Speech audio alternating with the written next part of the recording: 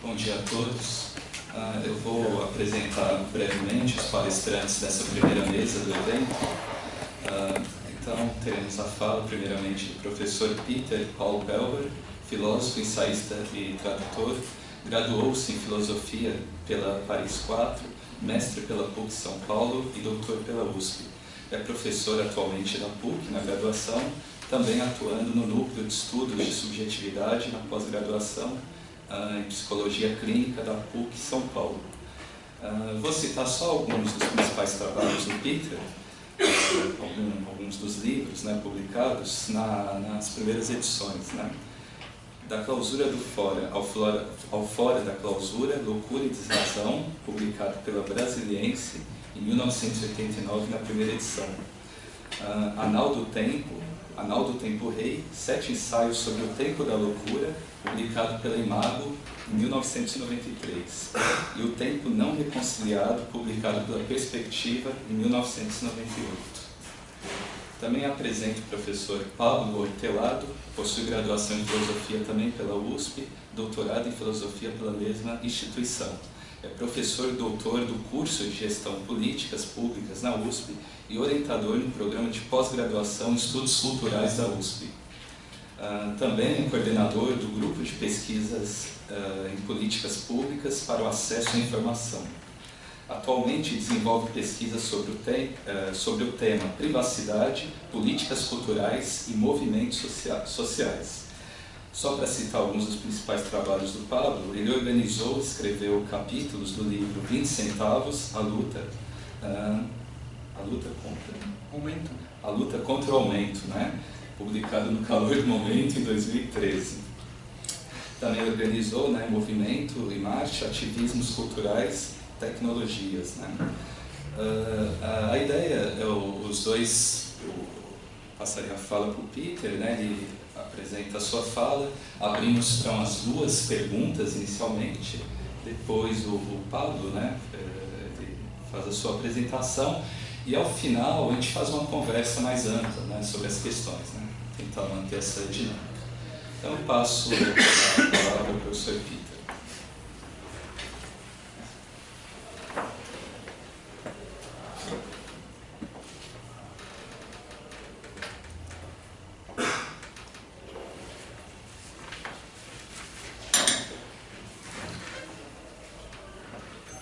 Bom dia.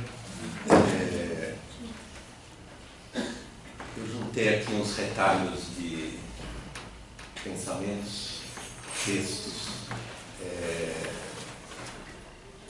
reações a situações mais ou menos recentes. No dia 4 de março do ano passado, às 6 horas da manhã, com o mandado de reintegração de posse em mãos, uma força policial do 7º Batalhão da Polícia Militar pôs fim à presença informal, ecológica, artística, coletiva, numa das poucas áreas verdes remanescentes no centro de São Paulo. O movimento pela defesa do Parque Augusta conseguiu que o prefeito Haddad sancionasse o projeto de lei que previa a criação do parque. Mas dias depois se deparou com o fechamento ilegal do terreno por iniciativa das incorporadoras Cetim e Cirela, que ali planejaram a construção de 3 torres imensas.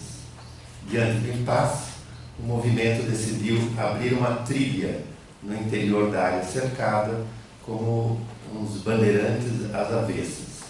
Em vez de matarem índios e se apossarem da terra, liberaram um pedaço da Mata Atlântica autêntica no coração da capital paulista.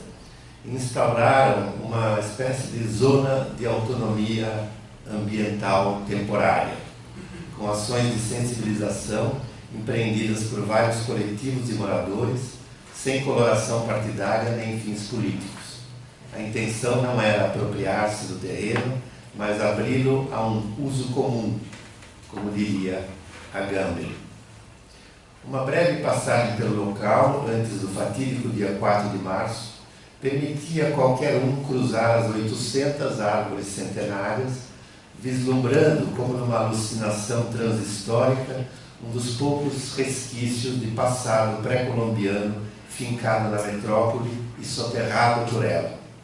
Ao perambular pela área onde antes erguia-se o Colégio des Oiseaux, viam-se espécies de mata atlântica plantadas recentemente, uma cisterna construída para a coleta de água da chuva, um show de música com grande afluxo, uma rádio local na base da tecnologia móvel, a mais simples e ágil, um seminário sobre micropolítica acontecendo debaixo de um sol inclemente, uma aula de yoga a céu aberto, jovens com seus laptops ligados, cuidando de manter viva a rede de contatos, informações, articulações, um filme sendo projetado, entre muitas outras atividades.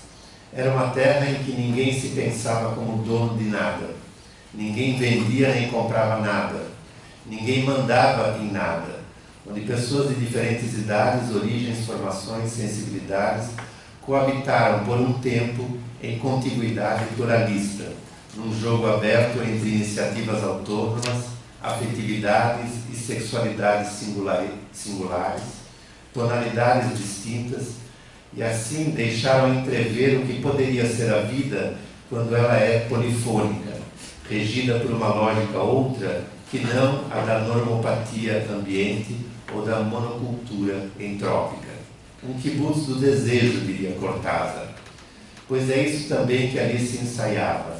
Não se tratava de apropriar-se, nem de tomar o poder, nem apenas de gritar palavras de ordem uníssonas contra o capital ou a gentrificação, mas também, ao lado disso, experimentar formas de vida inabituais, múltiplas, que não têm nome, ainda que os ativistas usassem noções aproximativas, como horizontalidade, autogestão, organização em rede, embora nada disso desse conta do que ali se gestava. Não era uma utopia ingênua de idílico retorno à natureza, nem uma comuna hippie deslocada no tempo e no espaço, mas uma aposta biopolítica. Afinal, a questão central, mesmo e sobretudo em tempos de crise, continua sendo: que formas de vida nós desejamos hoje? Como escreveu um tal de Comitê Invisível longínquo, a força dos islamistas radicais está no sistema de prescrições éticas que eles oferecem, como se eles tivessem compreendido que é no terreno da ética e não da política que o combate se trava. Portanto, trata-se de formas de vida, das ideias sobre o que é viver, e no caso em questão, nas antípodas do Estado Islâmico, trata-se aqui do bien vivir, como dizem alguns povos indígenas vizinhos nossos, por múltiplas que sejam suas interpretações. Inspirado talvez nisso, Eduardo Viveiros de Castro lançou no mesmo ano uma bela ideia no livro terrivelmente perturbador que escreveu com Débora Danowski em torno da destruição não só do mundo, mas também dos múltiplos mundos. A ideia que ele evocou é a suficiência intensiva. Como descolar-se da lógica do acúmulo, aceleração, progresso, destruição, para reorientar-se em direção a uma vida intensivamente suficiente e não quantitativamente ideal. Pois esta quantitativamente ideal, sabemos, ela tende ao infinito, embora esbarre nos recursos finitos do planeta que ela se encarrega de exaurir. É preciso passar, diz Viveiros, por um ralentamento cosmopolítico, para que tal recondução seja pensável. Claro que não temos para isso ainda um povo, como dizia um pensador, longe disso, mas algo nos diz, também isso colhemos de reflexões alheias, que não existe primeiro um sujeito revolucionário e depois uma insurreição, mas são as sublevações várias que vão constituindo povos, ou um povo, por assim dizer. Assim, não precisamos de um Parque Augusta apenas. Precisamos de bolsões de experimentação ecológica, coletiva, libertária, espalhados pela cidade de São Paulo inteira, onde não sejamos reduzidos a meros usuários de serviços ou de equipamentos coletivos previamente formatados. Por exemplo, com trilhas para idosos, brinquedos para crianças, pistas de corrida para desportistas, concreto para os skatistas, ciclovias para os ciclistas, onde cada um já sabe o que vai fazer ali no parque. Correr, levar o cachorro para passear, tomar sol, ver belas árvores. Tudo isso, embora gritantemente indispensável, é insuficiente. Parte do sentimento de sufoco que a cidade de São Paulo, entre muitas outras, vive hoje, advém da privatização e do esquadrinhamento dos seus fluxos. Não queremos ser meros cidadãos obedientes que respeitam os limites que nos são impostos por toda parte, pelas incorporadoras, pelas forças policiais, pela pusilanimidade dos gestores públicos, pelo conservadorismo vigente, limites que precisamente eles transgridem alegremente numa voracidade ilimitada. Há, na outra ponta, uma reivindicação crescente, que poderia se chamar de um direito à experimentação, com todos os riscos que ela implica, com os limites que forçosamente aí se transgride, com os excessos que são parte de uma resistência vital, no que por meses poderá ter sido um laboratório biopolítico. Como zelar pelas árvores coletivamente, e por cada uma, recém-plantada ou doente?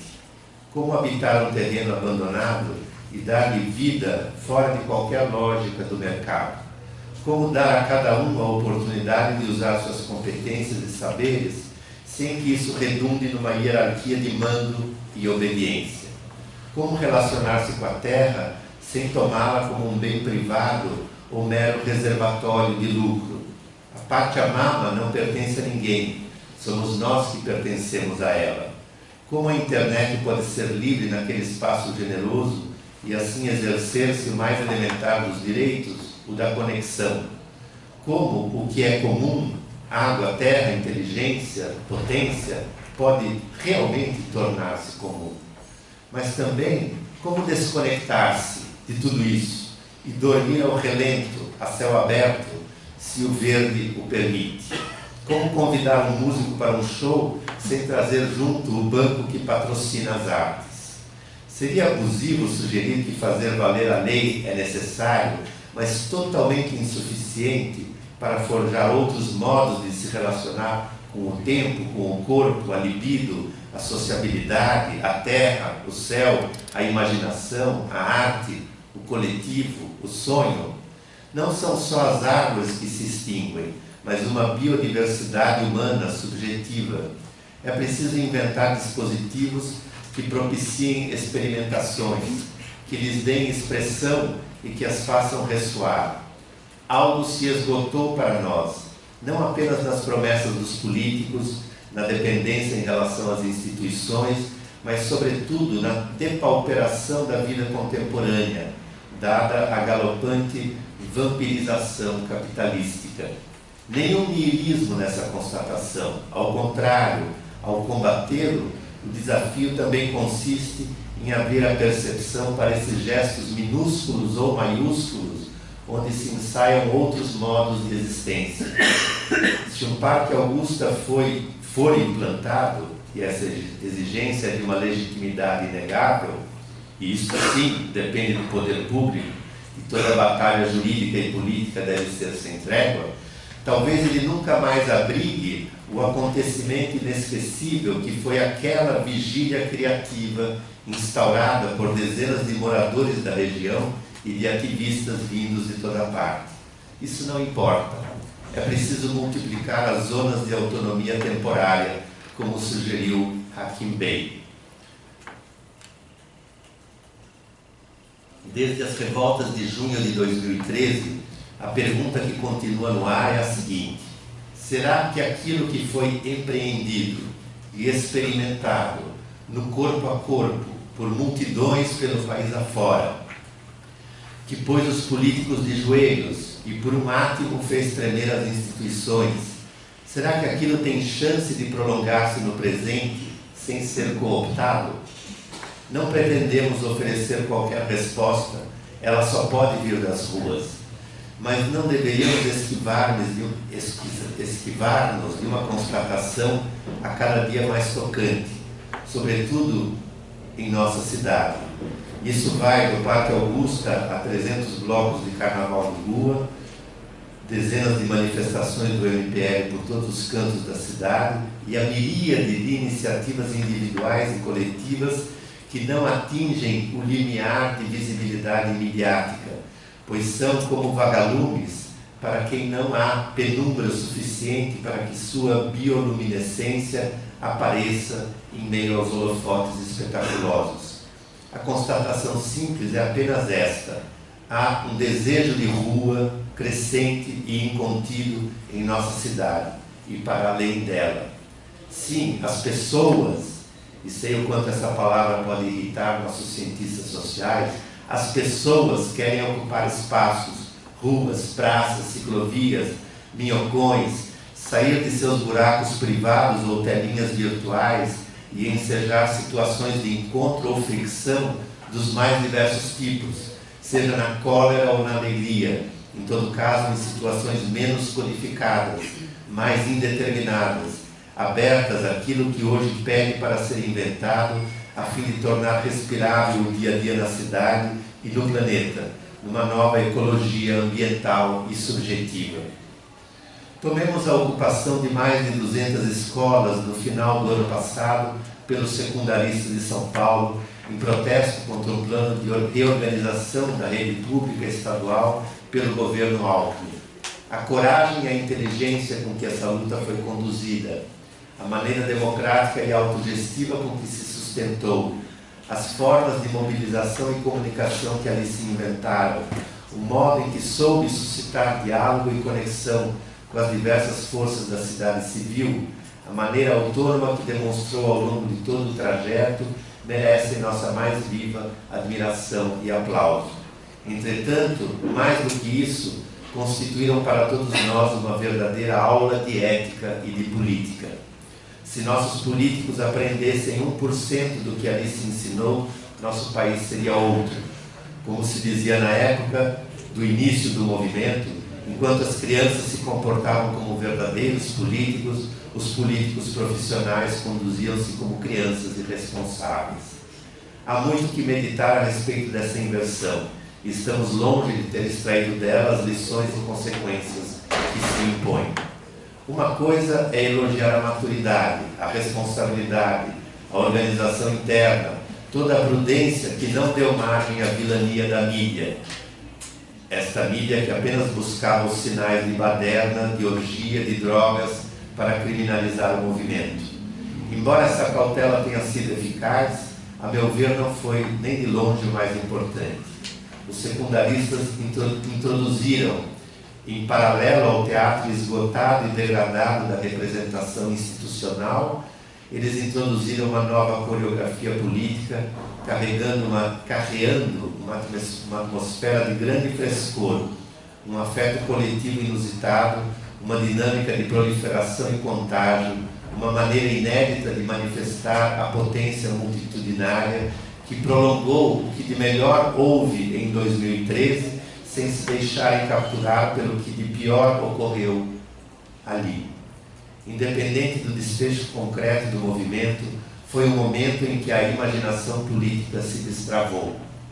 A imaginação política não é uma esfera sonhadora e desconectada da realidade.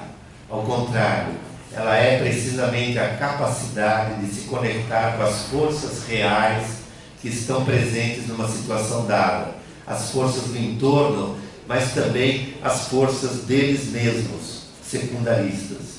As ocupações desencadearam um processo imprevisível, cujo caráter, ao mesmo tempo disruptivo e instituinte, deixou a todos estupefatos. Não cabe a mim fazer análise do que ali ocorreu, e sim aos que protagonizaram o movimento e o expandiram no corpo a corpo, no dia a dia, no embate físico, no antagonismo ético, na inteligência coletiva. Mas eu posso dizer desde fora que eles operaram um pequeno corte na continuidade de nosso tempo político. Isso significa que a percepção social e a sensibilidade coletiva na cidade de São Paulo sofreu uma pequena inflexão. É toda a dificuldade de uma ruptura. Ela não pode ser lida apenas com as categorias disponíveis antes dessa ruptura. Categorias essas que a ruptura justamente está em vias de colocar em xeque. A melhor maneira de matar um acontecimento dessa ordem é reinseri-lo apenas no encadeamento causal, reduzindo-o aos fatores diversos que o explicariam e que o esgotam, ao invés de desdobrar aquilo que eles trazem embutido, ainda que de modo balbuciante ou embrionário, aquilo que eles trazem embutido de novo, de inaugural e de fundante. Aos olhos de nossos gestores políticos, a resistência dos secundaristas não passava de uma reação passageira, de um estorvo a ser rapidamente removido, uma insanidade juvenil. Mas de repente inverteu-se a equação.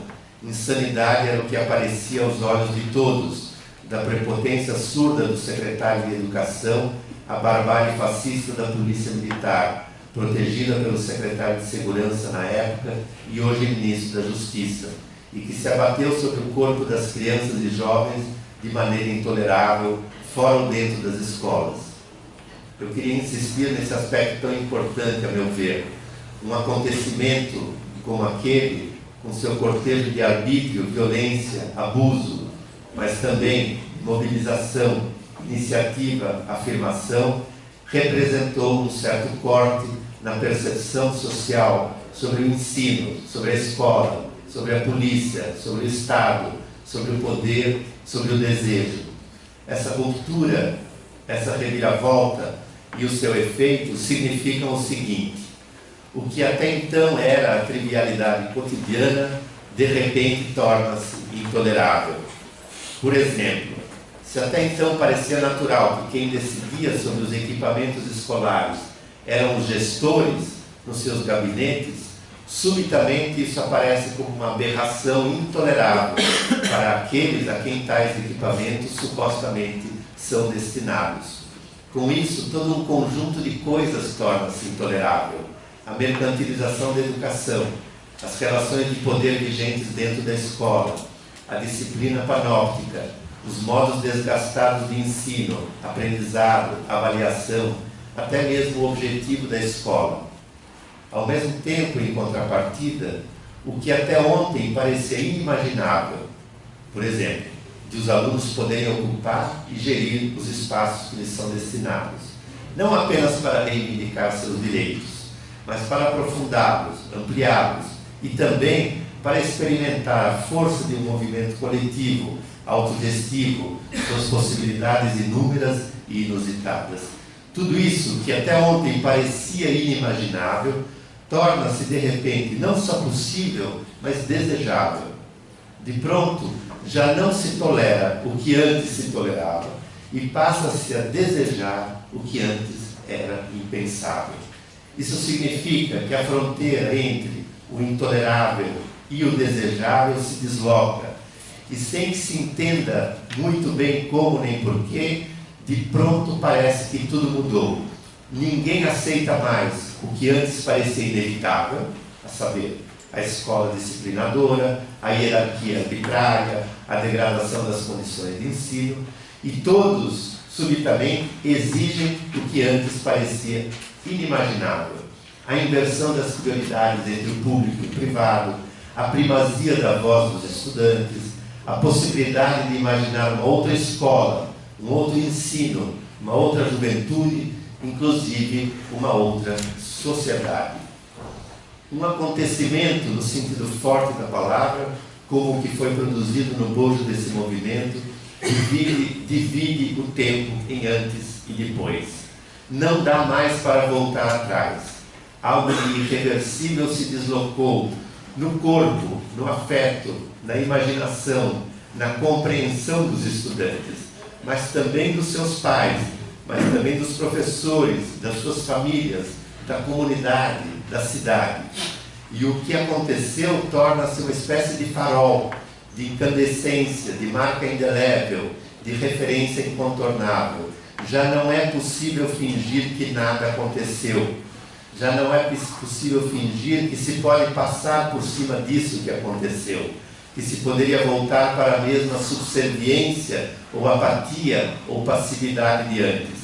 É que foi muito forte o que se viveu, foi muito intenso, foi muito vital, foi muito mais do que uma experiência, foi uma experimentação coletiva, micropolítica, macropolítica, biopolítica, que abriu um campo de possíveis e, por conseguinte, pode ser retomada a qualquer momento e pode ser ampliada e prolongada, transposta, tal como de fato foi contagiando outros estados do Brasil de forma variada.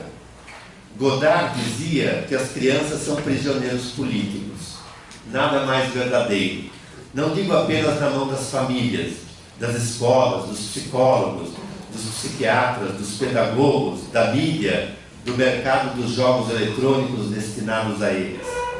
É justo nos momentos em que a prisão revela sua arbitrariedade e sua legitimidade é posta em causa, é justamente aí que aparece, ao mesmo tempo, a sua força e a sua fragilidade, seu peso e sua vulnerabilidade. E fica evidente que grande parte de sua eficácia da prisão repousa sobre o medo e a intimidação. O mesmo se pode dizer dos secundaristas. No momento em que percebem que estão à mercê das instâncias várias do Estado, incumbidas de decidir do seu destino com uma simples canetada, é justo quando percebem o quanto esse poder desmesurado pretende decidir sobre sua vida mais cotidiana, é então que tudo se revira, pois de pronto deixam de estar à mercê porque sentem o intolerável da situação e não podem fazer diferente senão ir para o enfrentamento, para a resistência ativa e passiva, para as ruas, furando com grande ousadia o bloqueio midiático, o bloqueio militar, o bloqueio jurídico, o bloqueio do medo ou da intimidação. Talvez possamos dizer todos o mesmo hoje, nesse momento gravíssimo que atravessamos de ascensão de um fascismo pavoroso. Talvez sejamos todos prisioneiros políticos a céu aberto, em meio a um estado de exceção, onde o maior conluio entre canalhas de toda espécie esteja virando a mesa da democracia dita representativa. Mais do que nunca, a lição que eles e vários outros, eles secundaristas e vários outros movimentos, deixam é de importância capital, pois é preciso ir muito além das categorias ainda manipuláveis pelo discurso político, ou mesmo mensuráveis pelos planejadores e economistas, e redesenhar o campo das possibilidades de vida. Ousemos a pergunta: e se essa operação de destampe da imaginação política se estendesse à sociedade como um todo?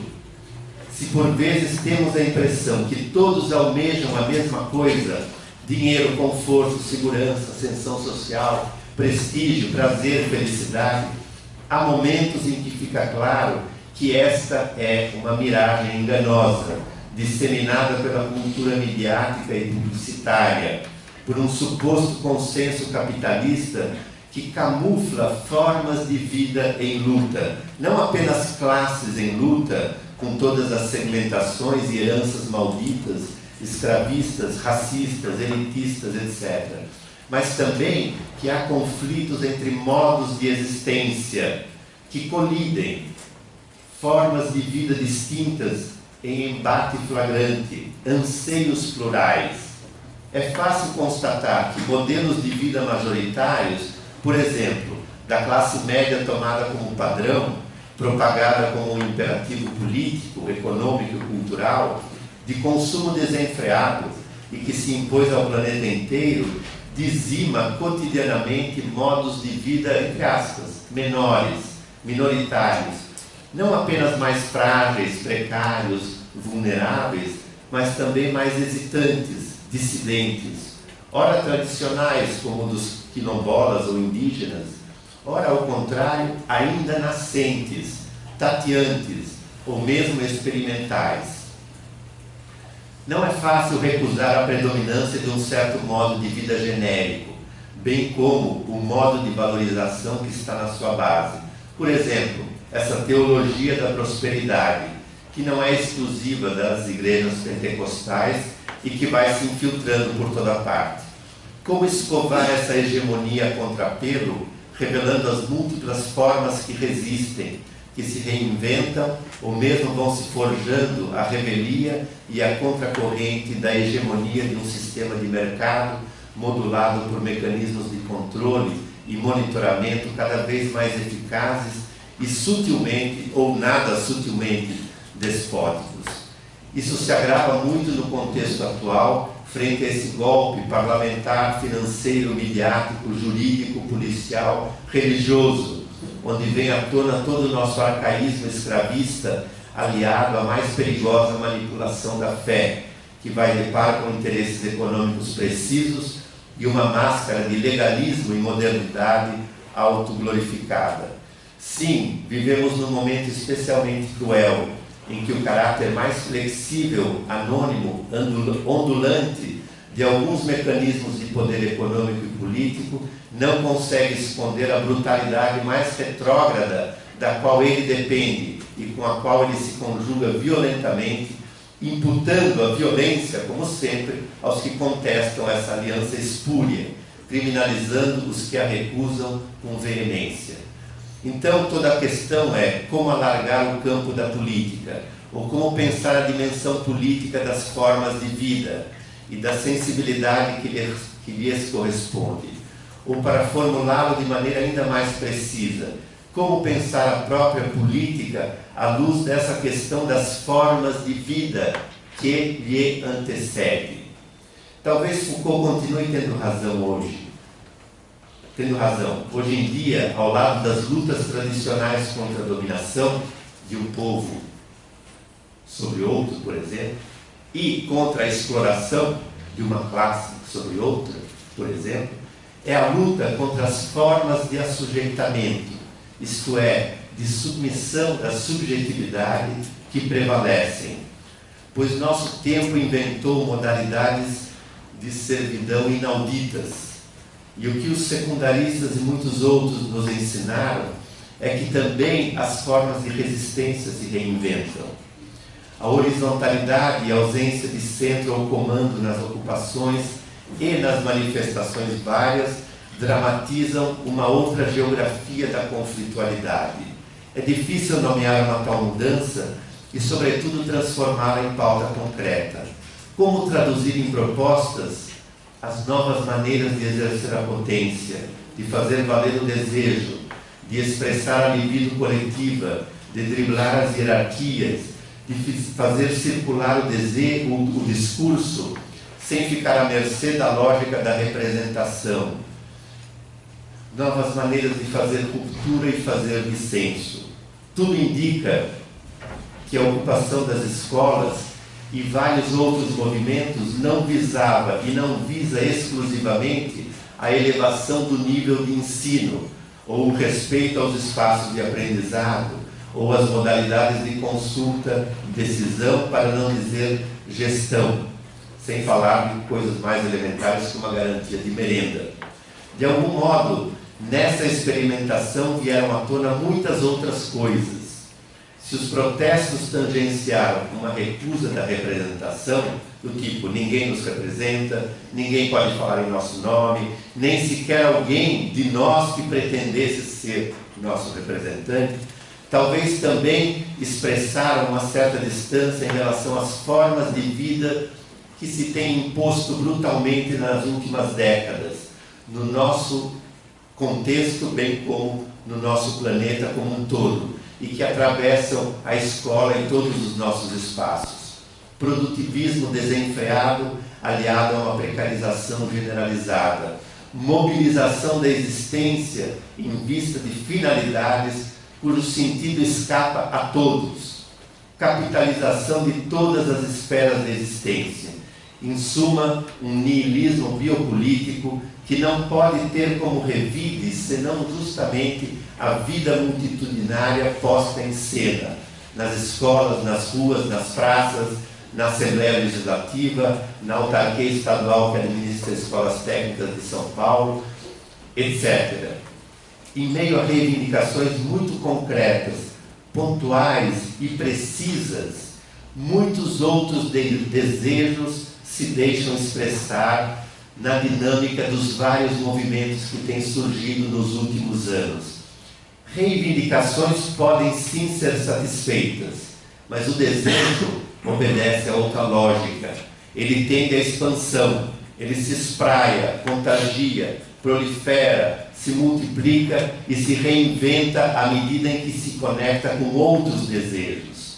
Falamos de um desejo coletivo, onde se tem imenso prazer em ocupar coletivamente um espaço antes policiado, em ir à rua juntos, em sentir a pulsação multitudinária, em cruzar a diversidade de vozes e corpos, sexos e tipos, e apreender um comum que tem a ver com as redes sociais, com a conexão produtiva entre os circuitos vários, com a inteligência coletiva, com uma sensorialidade alargada, com a certeza de que, por exemplo, a escola deveria ser o coração de uma sociedade e não o seu apêndice agonizante. Assim como em 2013, alguns sustentaram que o transporte em São Paulo deveria ser um bem comum, assim como na Turquia os jovens consideraram que o verde da Praça Taksim, em Istambul, era um bem comum, assim como deveria ser a água, a terra, a internet, as informações, os códigos, os saberes, a cidade, de modo que toda privatização e toda enclosure, na sua versão atual, constitui um atentado às condições da produção contemporânea, que requer cada vez mais o livre compartilhamento do comum, tornar cada vez mais comum o que é comum. Outrora, alguns chamaram isso de comunismo, um comunismo do desejo. A expressão soa hoje como um atentado ao pudor, mas é a expropriação do comum pelos mecanismos de poder que ataca e depaupera capilarmente aquilo que é a fonte e a matéria mesma do contemporâneo, a vida em comum, a inteligência comum. Talvez uma outra subjetividade política e coletiva esteja se experimentando nesse momento em vários movimentos, para o qual carecemos de categorias e parâmetros. Mais insurreta, mais anônima, mais múltipla, mais de movimento do que de partido, mais de fluxo do que de disciplina, mais de impulso do que de finalidades, e, no entanto, com um poder de convocação incomum e também com uma capacidade de organização horizontal incomuns. É difícil medir tais movimentos sem usar a régua da contabilidade de mercearia ou do jogo de futebol. Quanto lucramos? No que deu? Quais forças favoreceu? Afinal, quem venceu? Perguntarão. Não se trata de menosprezar essas avaliações das forças em jogo, sobretudo num país como o nosso, em que uma vasta aliança conservadora distribui as cartas e leva o jogo há séculos, independente dos regimes que se sucedem ou do que dizem as urnas. Ou seja, não se trata de confiar no Deus dará ou no mero espontaneísmo, mas ao contrário, aguçar a capacidade de discriminar as linhas de força do presente, fortalecer aquelas direções que garantam a preservação dessa abertura e distinguir no meio da correnteza o que é redemoinho e o que é pororoca, quais direções são destituintes, quais são constituintes, quais apenas repisam o instituído, quais comportam riscos de retrocesso. Nisso tudo, não se deve subestimar a inteligência cartográfica e a potência psicopolítica dos vários movimentos. Eu diria, para retomar uma fórmula conhecida, que uma das definições de ética é a de estar à altura do que nos acontece. Creio que vários movimentos estiveram plenamente à altura do que lhes aconteceu, dos acontecimentos que lhes foi dado experimentar, inventando dispositivos concretos que permitiram sustentá-los, intensificá-los e expandi-los. Nós sabemos, para concluir, que a força dessas experimentações minúsculas, diante do poder das construtoras, dos governantes, dos juízes, parece sempre irrisória, para não dizer risível. E, no entanto, é também nesses bolsões efêmeros que se experimentam, a partir de gestos mínimos, lógicas incertas, estratégias e afetos capazes, às vezes, de transbordar ou de disparar uma mobilização multitudinária e infletir o destino de um bosque ou de um mundo. Lembremos que as revoltas em Istambul começaram pela defesa de um parque. Tampouco aqui o critério quantitativo deveria nos intimidar. Quantas vezes não é o pequeno o locus do desvio e da bifurcação decisiva? Como diz um personagem de Dostoiévski, e aqui aplicamos isso à nossa imaginação política, até o incêndio de Moscou começou por uma vela de um kopek.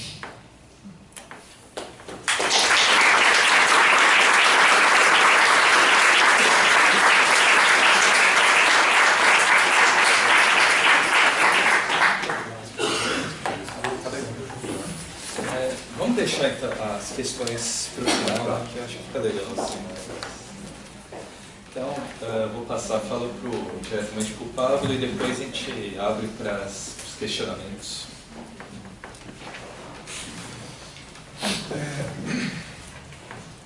Olá, acho que não está funcionando aqui, tá? Bom dia a todos, eu queria agradecer aos organizadores pelo convite para conversar com vocês aqui nessa manhã. Eu queria um pouco sobre esse guarda-chuva do tema dessa mesa, não fugir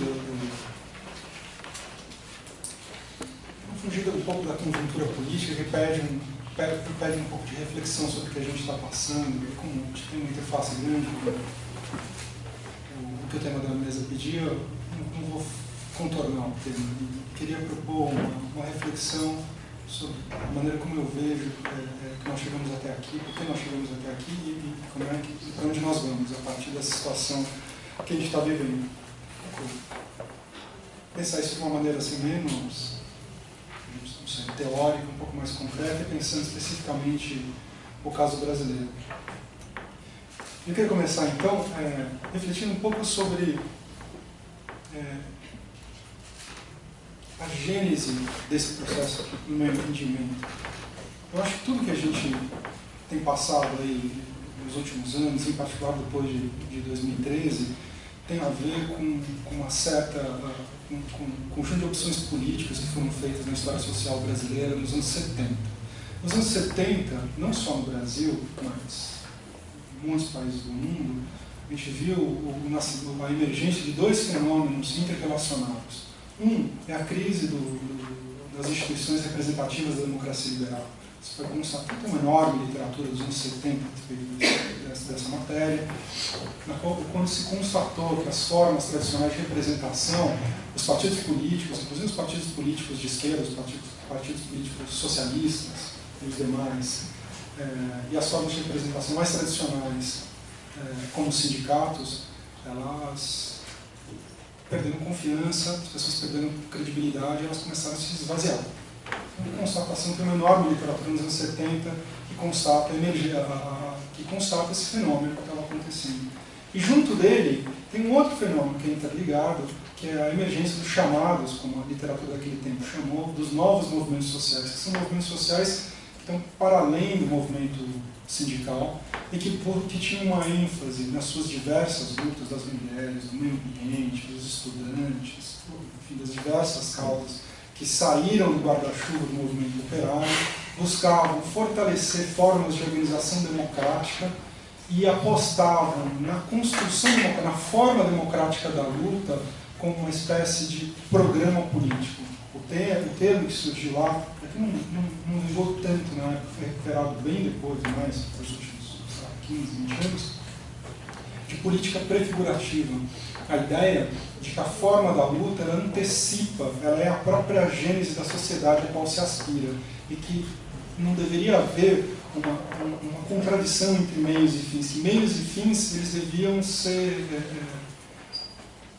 que o meio era o fim. O fim era o meio era o fim. E, portanto, a forma de luta antecipava a sociedade. Era preciso criar formas de organizações democráticas, que essas formas elas já eram a sociedade que se buscava na sua gênese. Bem, esse processo ele aconteceu por toda parte. E cada região do planeta tem uma história particular, mas a nossa história não fugiu, né? Nos anos 70, principalmente no final dos anos 70, a gente viu a gênese desses novos movimentos no Brasil. Mesmo em paralelo com o nascimento do novo movimento do final dos anos 70, que já incorporava alguma dessas questões, a gente viu uma profusão de lutas sociais no final dos anos 70, que foi capturado por toda a bibliografia sociológica daquele período, na qual a gente via essas novas formas de luta que estavam questionando. Você veja, a gente estava no Brasil naquele momento, a gente estava no final do período da ditadura militar, e o que esses movimentos incorporaram a crítica do sistema de representação no momento em que esse sistema de representação democrático-liberal não funcionava. Então eles falaram, o que nós estamos pedindo para o Brasil, quando a gente fala nós queremos democratização, nós não estamos dizendo que nós queremos instituições como as inglesas. Quando a gente fala que a gente quer a democratização no Brasil, a gente está propondo uma democratização de outro tipo. O que era esse outro tipo? Era uma coisa meio vaga, às vezes a experiência dos conselhos operários, que era a forma de luta, não daquele momento, era a forma de luta do ciclo anterior. O máximo, digamos assim, o limite em que a experiência democrática tinha empurrado o ciclo de luta anterior, né, que tinha tido essa espécie de apogeu ali no final dos anos 10 e início dos anos 20. E esse era mais ou menos o modelo. Nós não queremos, quando a gente vai democratizar o Brasil e substituir o regime militar por uma democracia, nós queremos uma democracia plena, não uma democracia representativa formal. Esse processo que estava lá, mais ou menos marcava as lutas sociais dos novos sindicatos, dos movimentos de bairro, dos movimentos de moradia, dos movimentos de transporte, das diversas lutas que estavam se constituindo naquele período. No entanto, naquele período também, a gente teve a emergência de uma experiência muito particular, não só no cenário brasileiro, mas no cenário internacional, que é a experiência do Partido dos Trabalhadores. Porque o Partido dos Trabalhadores não é um partido social-democrata convencional, ele é uma experiência muito diferente. Ele é, provavelmente, entre as grandes democracias, a melhor experiência de partido político contemporâneo que a gente tem. Ele é diferente porque os partidos social-democratas convencionais, eles nascem daquela cisão que a gente foi teorizada pelo Lenin, lá no que fazer, né, na qual a organização política ela busca subordinar e dar orientação política, dar linha política nos movimentos sociais. Não é? Foi assim que nasceu a maior parte dos partidos social-democratas europeus. Né? Eles buscavam entrar, coordenar e subordinar a experiência viva da luta social a uma linha política, porque acreditavam que o movimento social, deixado à própria sorte, ele se perdia numa lógica imediatista que não levava a lugar nenhum. Estou recuperando, isso é teoria leninista clássica. A experiência do Partido dos Trabalhadores não é essa. A experiência do Partido dos Trabalhadores é a experiência de uma espécie de federação de movimentos sociais que eles se federam, se unem para constituir um partido político com a esperança de que a transformação social seria mais efetiva, seria mais duradoura se ela passasse por meio das instituições políticas. E essa experiência, essa decisão, que é uma decisão tumultuada, difícil nos movimentos sociais, porque os movimentos sociais brasileiros, no final dos anos 70, estavam passando por esse processo de crítica das instituições representativas, embora a gente não vivesse numa democracia liberal, ele já estava apontando para a sua superação, antes mesmo da sua Constituição. Esse processo de debate ele é interrompido, de certa maneira, ou ele é superado, se vocês preferirem, com o período da fundação de um partido político e numa aposta de converter toda aquela energia social que estava espalhada por todo o território nacional em lutas, lutas do movimento negro, do movimento de mulheres, do movimento de moradia, do movimento de rádios livres, todas aquelas lutas sociais efervescentes do final dos anos 70 e do início dos anos 80, elas se federam e apostam na via institucional. Isso vai gerando, na experiência social brasileira, durante todos os anos 80, um processo de desmobilização e de institucionalização da luta social brasileira, que é a experiência do Partido dos Trabalhadores, que tem uma espécie de ponto máximo assim, virtuoso, no início dos anos 90, quando ele ainda tem essa força de mobilização viva, que ainda não tinha desaparecido totalmente, né? E ela se combina com experimentos institucionais, né, nas primeiras administrações petistas, ali, no final dos anos 80, início dos anos 90, no Ceará, em Porto Alegre, em São Paulo, né, a gente vai vendo essas experiências vivas, né, de transformação das instituições por meio, incorporando essa força viva da luta social. Esse processo, no entanto, gradativamente no decorrer dos anos 90, ele vai cada vez mais se rotinizando, se institucionalizando e se descolando daquela experiência viva de luta. Então, nos anos 90 e, sobretudo, no começo dos anos 2000, a gente tem uma profunda desmobilização da sociedade brasileira. Que é curioso porque o Brasil foi profundamente mobilizado, né? E era comum a gente escutar nos anos 90, nos anos 2000, as pessoas dizendo mas o Brasil não tem uma tradição de mobilização política, o Brasil é um país acomodado, os trabalhadores brasileiros não...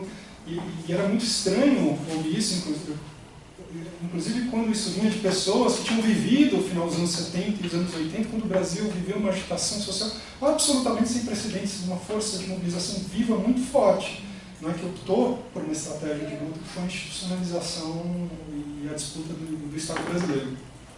Pois bem, isso fez com que nos anos 90, início dos anos 2000, toda essa energia que tinha sido jogada nas instituições desmobilizasse a sociedade brasileira. Então, nos anos 90 e no início dos anos 2000, não havia, por exemplo, na cidade de São Paulo, que é a maior cidade brasileira, nenhuma força política que tinha capacidade de colocar de uma maneira regular 10 mil pessoas na rua. Colocar 10 mil, hoje a gente sabe que 10 mil pessoas na rua é uma trivialidade, porque hoje isso acontece regularmente, depois de junho de 2013.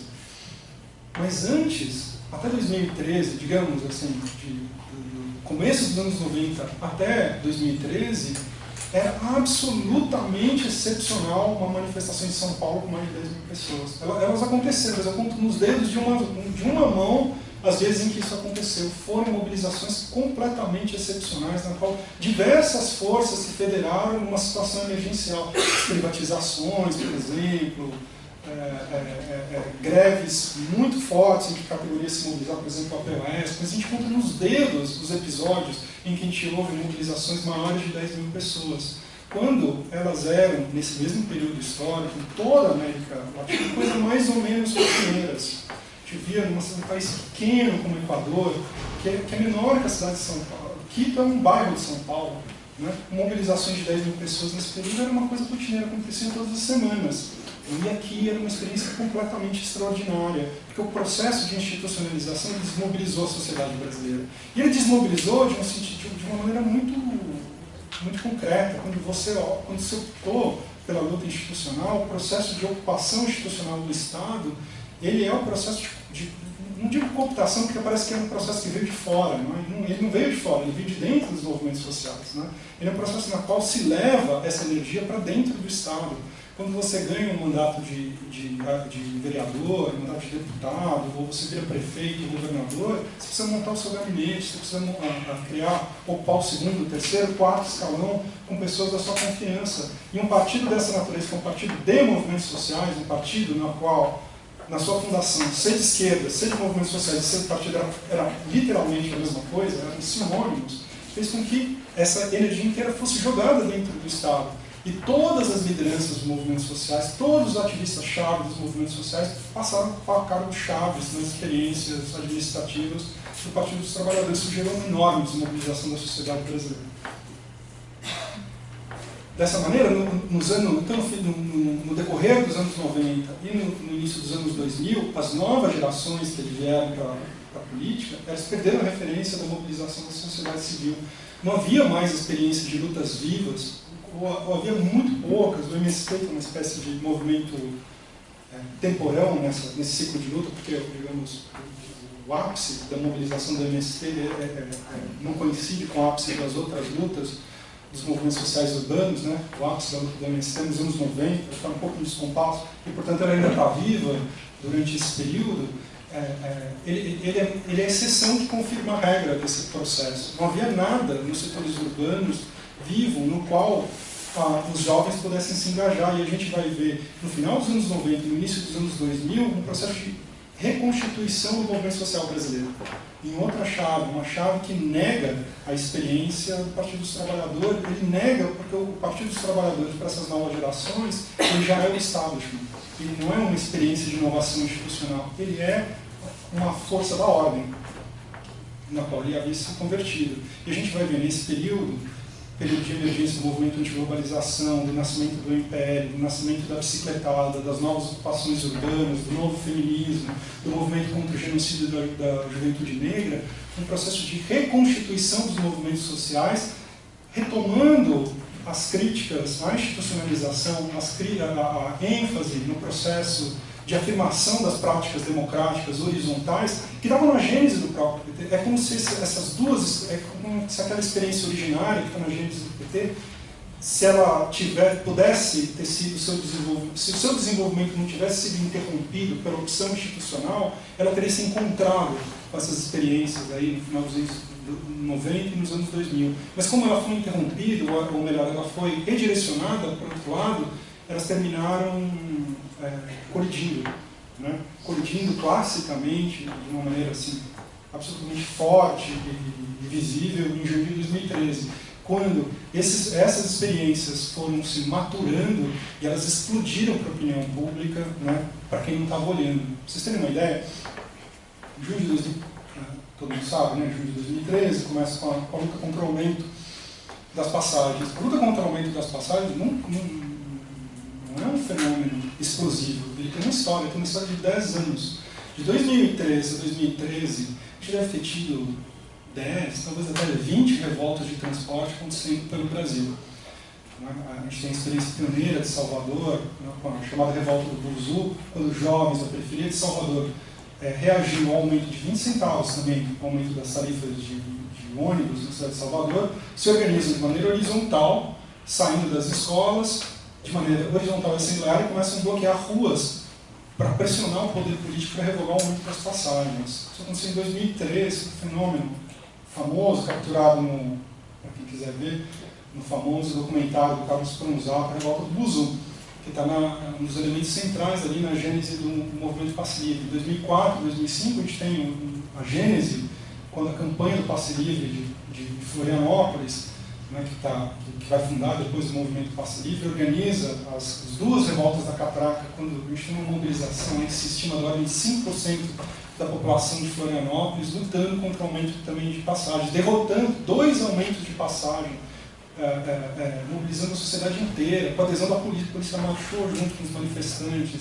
Isso acontece depois em Brasília, em 2008, acontece 2 vezes em Vitória, em 2009, 2011, acontece em Belém, acontece em Porém. A gente tem uma sucessão tão grande de revoltas de transporte que é absolutamente espantoso que quando a gente recorre às pesquisas universitárias, quando a gente recorre ao jornalismo, você não vai encontrar nada. Sabe o que tem sobre esse fenômeno de 10, talvez 20 revoltas de transporte que baixaram por meio da mobilização horizontal de jovens, pressionando o poder político e exigindo a revogação? Metade delas tendo resultado. Sabe o que nós temos? Nós temos 3 teses. Nós temos uma tese de doutorado, 2 teses de mestrado e um monte de artigos de ativistas. Toda a nossa bibliografia sobre um processo social regular e completamente novo, que decorreu num período largo de 10 anos, não gerou nenhum interesse da academia brasileira.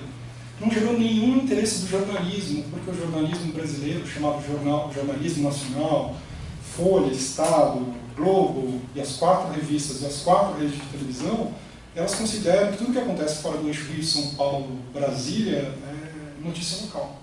Não se interessa. Embora esse fenômeno tenha acontecido em capitais brasileiras importantes, como Salvador, Florianópolis, Vitória, Goiânia, Belém, embora tenha acontecido em um monte de capitais, esse fenômeno foi tratado de uma maneira como não tinha, quando ela foi coberta por esse jornalismo chamado nacional, por essa imprensa chamada nacional.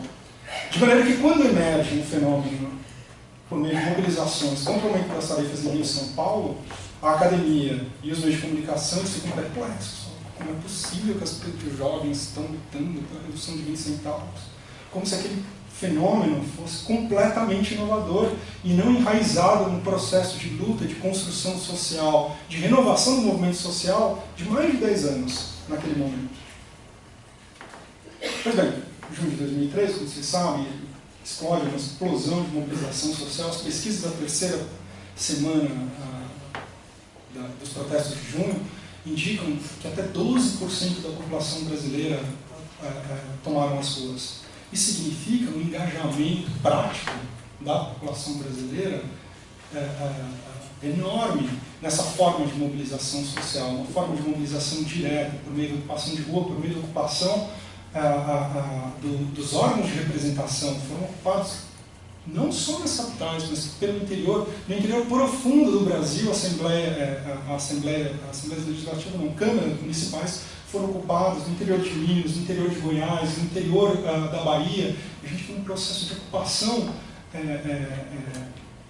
do parlamento local pelas pessoas. A gente viu um processo de mobilização das pessoas exigindo a redução das tarifas. 70% dos brasileiros que vivem nas médias e nas grandes cidades tiveram a redução da tarifa. O valor anualizado do aumento do subsídio público no sistema de transporte foi de 0,5% do PIB. Foi um Bolsa Família que foi conquistado por meio da mobilização direta das pessoas em 2 semanas de protesto.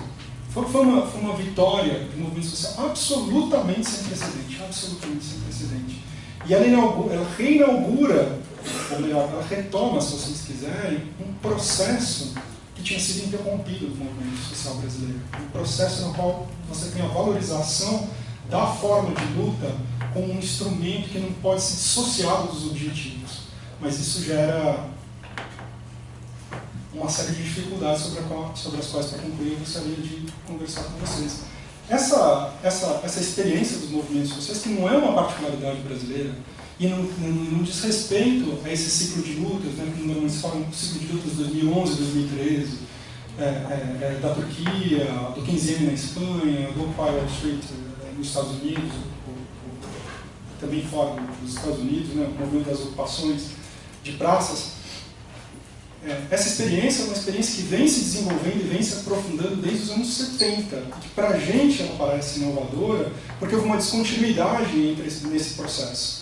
Mas que ela, nos países que não conheceram essa descontinuidade, ela está numa linha evolutiva mais ou menos. Você vê ativistas que estavam presentes no movimento dos anos 60, dos anos 70, participando da luta do movimento antinuclear dos anos 80, movimento antiglobalização nos anos 90, anos 2000, e que estão nesse ciclo de lutas dos anos 2011 e 2013, num processo mais ou menos, com culturas, com avanços e com mudanças de ênfase, mas num processo mais ou menos contínuo que a gente não conheceu, uma experiência que nós não conhecemos no Brasil. Uma característica dessas formas de luta é justamente essa ideia de que o legado principal não é a conquista prática do movimento. O movimento seria um movimento ambiental, a demanda ambiental atrás da qual que ele está reivindicando, ou seria um movimento social que pede redução da tarifa. Mais importante do que essa conquista prática é a capacidade que esse movimento tem de criar novas relações sociais que têm ruptura com a forma de organização da sociedade capitalista, não é? Criando essa gênese de uma sociedade que se vislumbra de uma maneira mais ou menos vaga. No entanto, esses movimentos eles são também reivindicatórios. Esse caráter reivindicatório ele não é uma característica lateral desses movimentos, né? Eles são reivindicatórios porque a sua força mobilizadora ela é reivindicatória, né? Junho de 2013, para a gente retomar o nosso exemplo, foi um movimento que tem 2 características. Foram feitas muitas pesquisas sobre junho de 2013, muitas. São Paulo, Belo Horizonte, Porto Alegre, todas elas, deve ter mais ou menos uma dezena delas, todas elas apontam o conteúdo concreto da luta de junho de 2013 como 2: crítica do sistema de representação e defesa de direitos sociais. Na ordem, transporte, educação e saúde. Ela é basicamente um grande movimento profundo da sociedade brasileira criticando o sistema de representação da democracia liberal, mas apostando no aprofundamento democrático por meio de uma luta direta, de mobilização direta da sociedade e exigindo conquistas sociais, e defendendo direitos sociais, o direito à mobilidade urbana, o direito à saúde e o direito à educação. Acontece que muitas vezes essas duas demandas, a necessidade de aprofundar as relações sociais, de mudar as relações, de defender essa forma democrática do movimento como um gênese da sociedade que se quer, e a demanda por modificações concretas aqui e agora, o atendimento dessas reivindicações, elas frequentemente estão em choque. E a gente pode ler a história desses movimentos desde os anos 70, enfim, no mundo inteiro e aqui também, com uma tensão entre essas duas coisas, porque de certa maneira, quando você reivindica, eu quero redução da tarifa de transporte, estou dizendo, eu quero que o Estado reduza, aumente o subsídio público no sistema de transporte e transforme essa mercadoria, que é a mobilidade urbana, num direito social provido pelo Estado. Bem, se eu estou reivindicando essa ação do Estado, eu preciso interagir com esse Estado, de alguma maneira, mesmo que seja pressionando de fora. Mas frequentemente pressionar de fora não é suficiente. Eu preciso transmitir a mensagem para os representantes, para os operadores do Estado, né, da maneira como se quer reivindicar. E a gente pode ler a história dessas lutas como uma tensão entre essa necessidade de interagir com o Estado de fora, mas de interagir com o Estado, e a necessidade do movimento de preservar suas características democráticas e não se contaminar, não se deixar incorporar pela forma Estado. Não é?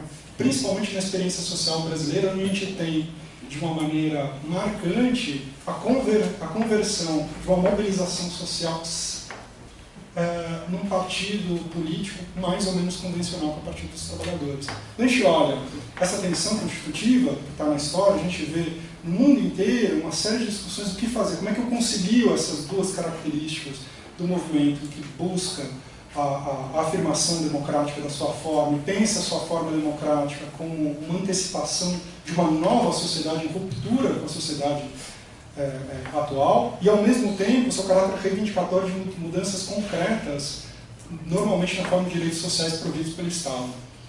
Muitas experiências nacionais, isso está levando algumas dessas experiências a optarem pela forma Estado.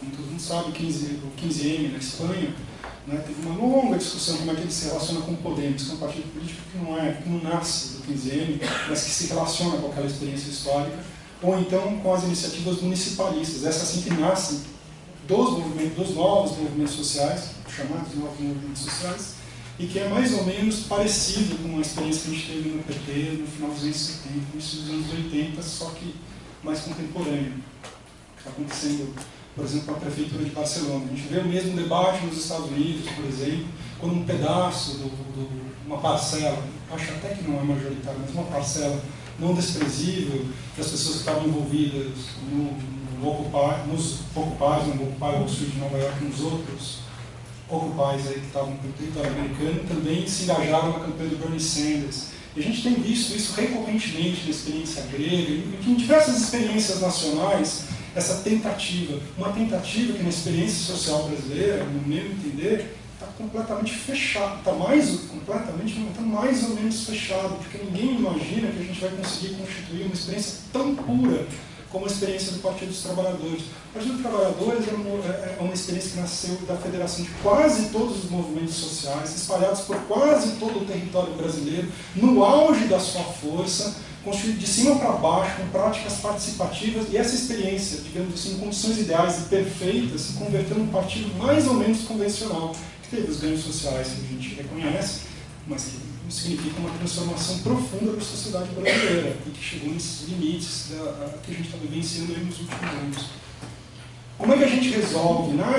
De certa maneira, a experiência brasileira é uma experiência que está, pelas suas próprias particularidades, digamos assim, fadada a encontrar uma solução para esse problema, porque nós já experimentamos as soluções institucionalistas, na qual eu tento contornar a crise de representação que começa nos anos 70, criando formas mistas de partido-movimento. Nós já tivemos a experiência mais perfeita e plena de partido-movimento, que foi o Partido dos Trabalhadores, e essa experiência chegou nos seus limites. Então a gente não pode testar, acho eu, não vejo nenhuma energia significativa buscando experimentar nesse sentido, porque nós já experimentamos na sua plenitude. Nós somos fadados a encontrar uma solução nova para esse problema. Qual é essa solução? Eu, obviamente, não sei. mas eu acho que a gente já sabe onde não dá para fazer, porque nós já tentamos em condições absolutamente perfeitas e a experiência encontrou seus limites. E a gente precisa partir da retomada daquele filme interrompido, que agora emergiu com força, mas que não nasceu em 2003, mas que emergiu, se tornou visível para todos com força, pensar uma nova solução na qual eu preciso conciliar essa potência, digamos, emancipatória, que aponta para uma ruptura da nossa ordem e que, ao mesmo tempo, não consegue esperar essa ruptura. Ela também quer que, no aqui e agora, resultados concretos da ação política minimizem os estragos dessa ordem capitalista bárbara, que gera fome, que gera pobreza, que gera vulnerabilidade social. Ao mesmo tempo que a gente precisa reparar isso imediatamente, a gente precisa reconstruir as bases dessa sociedade num processo mais longo de reorganização das relações sociais. Como é que a gente concilia isso de uma forma efetiva? Eu acho que é um desafio da nossa experiência brasileira contemporânea.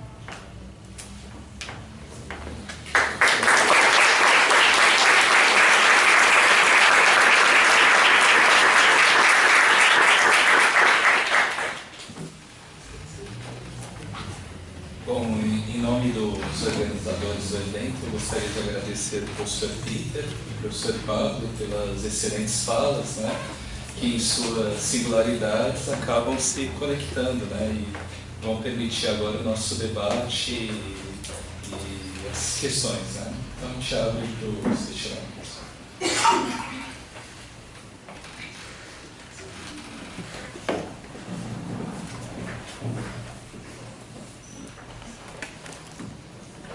Uma coisa pensada aqui agora, a partir das duas falas, eu vou conseguir, mas no Partido dos Trabalhadores, nesse momento, nessa formação, né, dessas discussões, dentro do Partido dos Trabalhadores, como as decisões, os rumos do partido eram decididos primeiro nas reuniões zonais, que eles chamavam, né, depois nas regionais, de baixo para cima. E como tinha que ter um quórum X em cada zonal para que ele tirasse um delegado para ir para as outras reuniões, e que é interessante, porque a obrigatoriedade do quórum é para não ficar só num grupinho, né, mais ativo, para que as pessoas fossem contaminadas. Quem era filiado ao partido, mesmo não sendo ativista, era chamado para isso. E sempre nesse momento tinha essa discussão, sempre voltava essa discussão. Não é para entrar nas instituições, o partido não tem que fazer isso. O partido não tem que eleger ninguém, não tem que... O partido tem que... Né, é um outro caminho que se chega, que se muda. Só para te dizer assim, sempre existiu dentro do partido essa discussão. Só que o discurso não era um discurso... esses dois discursos, o que te chamava você para ir para as instituições e tentar brigar lá dentro das instituições para mudar. E o discurso que chamava para não mudar, esse outro, até onde eu sei, eu me lembro, eu vivi isso, era assim, vamos para a luta armada, vamos para a revolução. Quer dizer, o modelo era outro, era um modelo que era difícil de você acreditar nesse modelo. Você acabava indo para o modelo da instituição. E acabava se votando nisso. Eu só estou tentando assim, entender que talvez, se você fala da continuidade, na verdade é uma continuidade, mas talvez alguma coisa mude. Você tem hoje uma proposta, você mesmo falou, né? A forma de luta projeta a sociedade que você quer. Você hoje tem uma proposta nova acontecendo, uma proposta de horizontalidade, que está dentro desses movimentos sociais, que está dentro do teatro, por exemplo, os grupos teatrais. Eu sou jornalista que faço cobertura de teatro. Eu sei que os grupos teatrais hoje são zonas temporárias autônomas que estão sempre propondo, que estão propondo na sua própria organização, na forma de pensar o comum. O teatro está pensando o comum muito mais do que os políticos, onde você pensa o comum está muito mais dentro do teatro, que dentro do teatro de grupo, do que dentro dos políticos. Mas, enfim, isso que você está falando, nós estamos fadados ao novo. Você acha que, como você vê nessa época, você acha que é possível possível hoje, que existe uma proposta hoje se formando de alguma forma de participação que não seja aquela, nesse momento, os movimentos sociais? Tinha alguma outra coisa, algum outro modelo sendo proposto parecido com essa originalidade, que não fosse o modelo socialista comunista? Existia isso? Na minha experiência, isso não existiu. Eu quero saber de você. Você acha que existia isso já naquele momento? Você entendeu a pergunta? Acho que não, né? Entendeu? A gente vai fazer de duas em duas. Mais uma pergunta. Como você chama, só para eu... Beth. A gente vai fazer uma segunda pergunta, então, e depois... Tá bom, tá bom. Eu sou Ricardo. Bom, eu acho que o Peter mencionou aí várias novas formas, né, de luta que estão presentes aqui na cidade de São Paulo, principalmente, e que marcam um pouco uma recusa pela ordem, né, podemos dizer, e também abrem possibilidades de instituição, né, de novos valores, de novas perspectivas para a sociedade. O que eu gostaria de chamar a atenção, e ver a opinião do Peter também, é que acho que, sem dúvida, esse processo é muito importante, é visível, é sensível, né, na cidade hoje, mas ele também tem o seu oposto, né, que não é só a representação política, né, dessa coalizão de congressistas, da mídia, dos grandes grupos econômicos. Ela também tem o seu enraizamento social, ela também está na base social, né? Você mencionou bem as igrejas neopentecostais e uma teologia, né, da prosperidade que elas propõem, né, que organiza uma parte da base da sociedade nessa perspectiva, mas também há outras formas, né? A gente não pode esquecer que centenas de milhares de pessoas que foram às ruas, né, pelo impeachment, apoiando o golpe político, não pode, eu acho que não devem ser entendidas apenas assim como uma massa manipulada pela Globo, pela Veja. Eu acho que se olharmos dessa forma, a gente vai perder a possibilidade de entender que nesse momento há uma disputa, um conflito político instalado também na base da sociedade. Acho que todos nós, grande parte das pessoas, vivenciaram nos seus pequenos círculos, né, familiares, profissionais, acadêmicos, esse tipo de embate muito acalorado, né, nesse último momento. Então, acho que é importante a gente tentar olhar para essa dimensão, de que a disputa não é uma disputa, vamos dizer, do campo social, efervescente, progressista, de esquerda, contra um grande poder instituído no Estado, nos grandes grupos econômicos e na imprensa, e que, então, essa é a perspectiva da luta, né? Eu acho que a perspectiva da luta política hoje também está na base, né? E a gente precisa enxergar os organismos, né, do lado oposto, né, que estão instalados, militando, né? Acho que circulou algum texto ultimamente que mencionava a quantidade de grupos, né, liberais e de direitas que estão hoje disputando e dirigindo centros acadêmicos, diretórios estudantis em universidades públicas. Acho que foi o texto do Raul Zibek, numa coisa que é inédita, ou mesmo a força da direita nas ruas nesse último período. Então, chamar atenção para isso, e acho que as duas falas um pouco refletem a frustração da experiência partidária aqui no Brasil, né? Esse ponto eu acho que também é um ponto que precisa ser mais discutido, né? Porque se nós olharmos, né, para as experiências recentes, onde a grande mobilização social, né, foi capaz, né, de disputar o grande poder político, ela acabou de alguma forma tomando, né, a forma partido, né, seja claramente na Espanha, em grande medida na Grécia, e de uma forma um pouco, acho que diferente, né, com a campanha do Bernie Sanders nos Estados Unidos, mas de alguma forma tentou capturar o espírito do Occupy. Acho que ele fez um movimento bem sucedido nessa direção. Então, no Brasil, a gente certamente não vai, acho que não deve pretender inventar a roda, né? É mais difícil esse caminho, né? De apenas negar a forma partido e propor, não conseguir propor, né? Então, eu acho que talvez seja mais importante a gente avaliar melhor, né, o que foi a experiência do PT aqui no Brasil, né, enxergar os limites dessa experiência e enxergar que a forma partido ainda vai ser necessária para a sequência da luta social aqui no Brasil.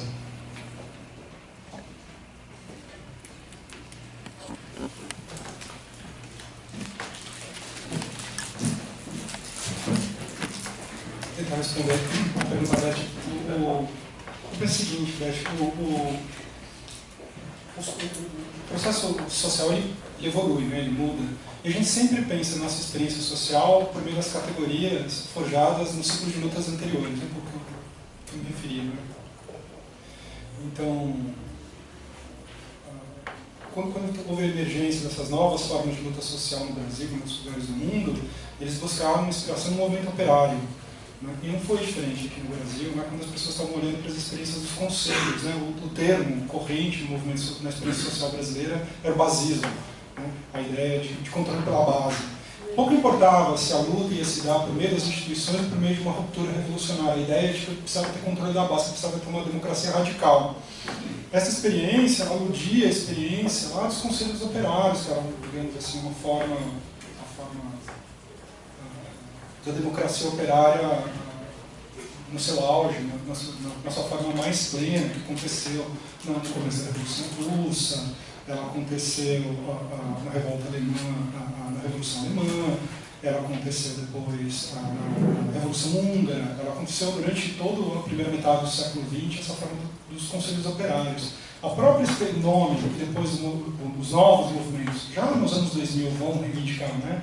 Vamos falar de política pré-figurativa, ela foi forjada nos anos 70, no artigo dos anos 70. O que esse artigo dos anos 70 buscava? Ele buscava tentar entender o que estava acontecendo, por que os movimentos eles estavam valorizando a democracia interna mais do que na experiência social anterior. Ele falava, não, eles estão retomando os conselhos operários. O que eram os conselhos operários? Era a ideia, isso, que ao mesmo tempo buscava a revolução social, mas eu precisava, nesse processo de buscar a revolução social, garantir uma forma democrática. O que eram os conselhos? Era a eleição de representantes com mandatos revogáveis, de forma rotativa e controlados por meio de assembleias gerais periódicas. É mais ou menos isso que vai ser teorizado nos grandes clássicos do conselhismo, aí, que vai dos anos 20 até nos anos 60. E era esse modelo que se tinha quando se falava de controle pela base aqui na experiência social brasileira. Eu acho que era isso que eles estavam vendo. Mas, no meu entender, eu acho que hoje, olhando retrospectivamente de maneira muito clara, era um outro processo, era outra coisa.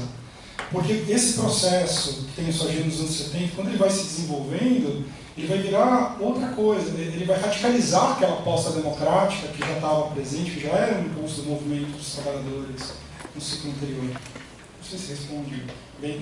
E o Partido dos Trabalhadores ele é uma tensão com relação a isso, né? A transformação do sistema institucional não foi, isso está nas histórias oficiais ou não oficiais do Partido dos Trabalhadores, essa conversão, essa aposta institucional não foi tranquila porque ela era contra a lógica dos próprios movimentos que estão na sua gênese. Então ela foi muito difícil, você lê no livro lá do Lincoln, você vê esse processo muito difícil, muito atravancado. A outra pergunta, eu esqueci o nome do rapaz que fez a pergunta. Ricardo. Concordo com você. Eu acho, como eu leio esses novos movimentos aí que instituíram o presidente Dilma, eu acho que eles não por acaso aludem ao imaginário de junho de 2003. Não é coincidência. Eles fazem parte do processo. Não é à toa que um dos grupos, dos dois principais grupos, um chama Vem Pra Rua, que é o grito do MPL, e o outro chama MBL, deliberadamente para gerar confusão com o MPL. Deliberadamente, está na história dos movimentos.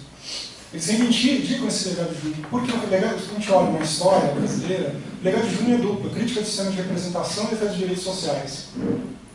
Um componente não desprezível dessa crítica estava na denúncia da corrupção, não é? Que o Estado estava corrompido, que os grupos políticos que tomavam o Estado brasileiro, sem distinção partidária, estavam corrompidos. Não é? E quando a gente lê os movimentos de mobilização pela destituição da presidente Dilma, não pela sua liderança, mas pelas pessoas que estavam mobilizadas, o retrato é completamente diferente. Uma coisa é você ler as postagens do MPL, os documentos do MPL, não, do MBL, do Vem Pra Rua, do Revoltados Online. Quando você faz, por exemplo, meu grupo, a gente fez bastante pesquisa de opinião com as pessoas que estavam mobilizadas nas ruas. A gente fez pesquisa de opinião em 2015 e a gente descobriu, por exemplo, que 98% dos manifestantes na Paulista, nas grandes mobilizações anti-Dilma, eles estavam de acordo com o caráter público, gratuito e universal do sistema de saúde e educação. E até com a gratuidade do sistema de transporte, 50% defendiam a tarifa zero. Eles estão muito à frente, né, no entendimento do direito social do Partido dos Trabalhadores. Não tem, as lideranças, não tem metade das lideranças do Partido dos Trabalhadores reconhecendo a mobilidade urbana como direito social. Então você vê tomar aquele processo pelos seus componentes mais extremistas ou pelas suas lideranças, você não enxerga a natureza daquela mobilização. Aquela mobilização ela é fruto da percepção da grande habilidade política dos grupos de direita, que entenderam que havia um vácuo político, que por razões históricas, o MPL, que era o grande, digamos, porta-voz daquela mobilização de junho de 2013, não quis assumir certas bandeiras, porque ele nasceu de um compromisso de ser fiel à luta pela mobilidade urbana. Ele nasceu para não ser a UNE, para simplificar, o MPL nasceu para não ser a UNE, nasce daquela experiência lá na revolta do Buzu em 2003, em Salvador, quando a UNE traiu o movimento. A UNE pôs, ao negociar com a Prefeitura de Salvador, ela pôs a sua agenda política e não a agenda do movimento do MPL, é um movimento que nasce para respeitar a forma democrática da luta e o conteúdo concreto da luta. E, portanto, ele não podia sair como líder, digamos, da crítica do Estado brasileiro, porque ele trairia a si mesmo. Então, esse elemento de crítica da representação ficou órfão. E foi aí que os grupos de direita, desde junho de 2003, começaram a mobilizar, né, e se aproveitar e converter gradualmente a crítica no sistema de representação, a crítica da corrupção, numa crítica do Estado brasileiro. Porque esse movimento que a gente vê nos últimos meses, eles estão convertendo a crítica no sistema de representação numa crítica do papel do Estado. E estão tendo muita dificuldade, porque as pessoas mobilizadas, elas defendem os direitos sociais. E, portanto, quando eles dão esse salto para a privatização dos serviços sociais, eles têm dificuldade de romper essa barreira. E é esse processo aí que está em disputa. Não sei se eles vão conseguir fazer essa conversão de uma coisa na outra e a gente, enfim, vai para outro caminho.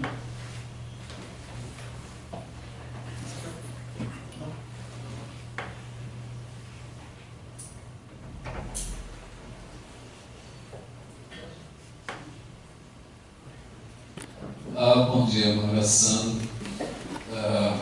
Eu queria lembrar uma coisa para o Pablo, talvez seja uma impressão minha, mas no começo dos anos 90, durante a gestão da Erundina aqui, eu tive, naquele momento, a impressão de que a ideia de ter um parcerismo em São Paulo, de a tarifa ser zero aqui, foi um dos componentes que entraram na decisão de alguns vereadores de lutarem pelo impeachment dela. Foi uma coisa que aconteceu lá no começo dos anos 90. Só para lembrar. Outra coisa também é que, assim, nesse domingo, pela primeira vez, eu ouvi algum rufar de panelas na cidade de Tiradentes. Nesse domingo, eu nunca tinha ouvido. Nas outras experiências, quando a Dilma falava, quando tinha fala dos Partido dos Trabalhadores, né? E isso, para mim, assim, o que me chama a atenção é que a gente sempre tem debatido, sempre tem falado sobre essas forças que estão polarizando o debate, né? O pessoal da esquerda, o pessoal da direita, o pessoal que foi para as marchas das bandeiras vermelhas, o pessoal que foi para as marchas azuis e amarelas, né? E a gente esquece que entre um polo e outro, existe um contingente imenso de pessoas que não estão alienadas, mas estão alheias a esse debate. Aqui no Brasil, a gente tem a grande maioria da população não está participando desse debate, como as pessoas que são mais politizadas, né? Eu tenho uma visão assim de que o pessoal mais politizado tem ido lutar pelas causas mais progressistas e os neopolitizados que acordaram de repente num shopping center, vendo tudo o que está acontecendo no país, vieram agora protestar, né? Eu queria que vocês comentassem um pouquinho a respeito desse contingente, que eu não sei, às vezes eu acho que são o buraco negro, né, que o Baudrillard fala, que recebe as informações e que é capaz de converter as informações que recebe em qualquer outra coisa, que é imprevisível, né? Eu gostaria que vocês comentassem um pouquinho sobre esse pessoal que está no meio entre esses dois polos, se vocês têm refletido a respeito disso, porque eles são a maioria.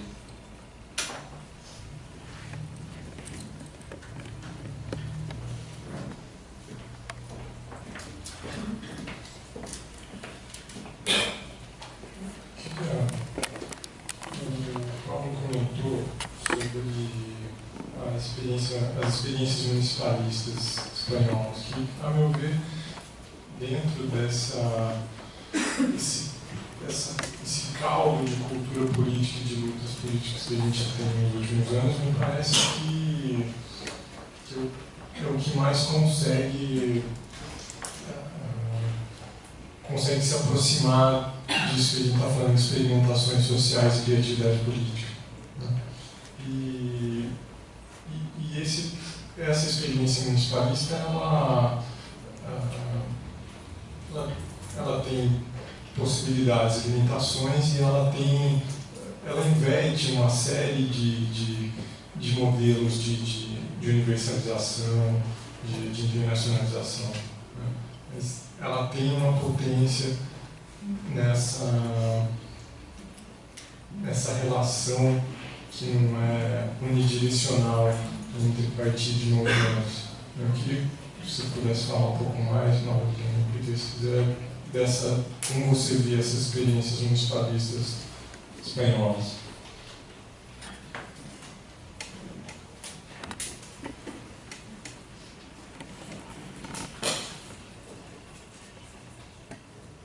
Não, Peter, não me deixa falando sozinho, eu falo alguma coisa.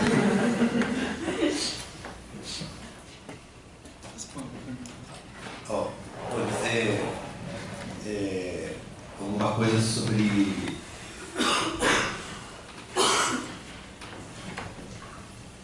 maioria silenciosa. Eu não tenho certeza que essa maioria silenciosa seja tão silenciosa.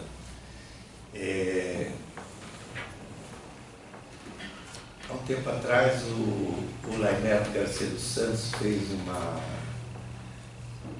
exposição sobre o que ele entende. Ele fez uma espécie de varredura sobre os enunciados que correram nos últimos tempos, e ele comparou o Brasil de hoje ao período da época da República de Weimar, quando começaram a surgir os pequenos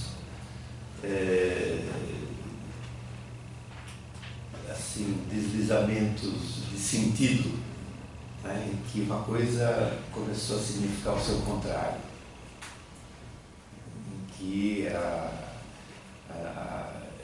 democracia começou a significar totalitarismo e vice-versa. E nesses deslocamentos de sentido são partículas, né, de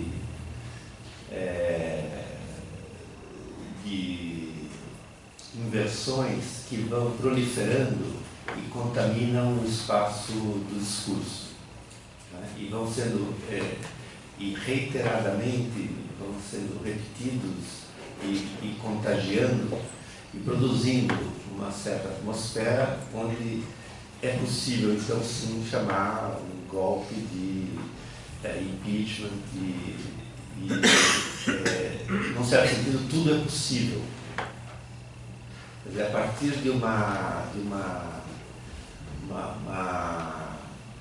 disseminação de deslocamentos de sentido e não sentido, tudo é possível não só de ser dito e de ser camuflado e de ser produzido, mas essa produção enunciativa já é uma produção de atos. Quer dizer, tem algo do performativo aí.